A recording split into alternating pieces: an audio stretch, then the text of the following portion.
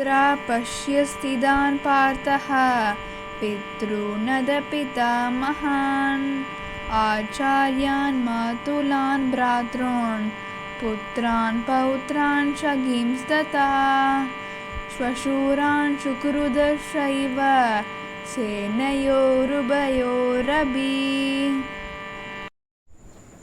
இருதரப்பு சேனைகளினிடையே அங்கு தந்தைமாரும் பாட்டனார்களும் ஆசிரியர்களும் மாமாக்களும் சகோதரர்களும் மகன்களும் பேரன்களும் நண்பர்களும் மாமனார்களும் மற்றும் பல நன்மை விரும்பிகளையும் போர்க்களத்தில் கூடியிருக்க கண்டான் அர்ஜுனன்.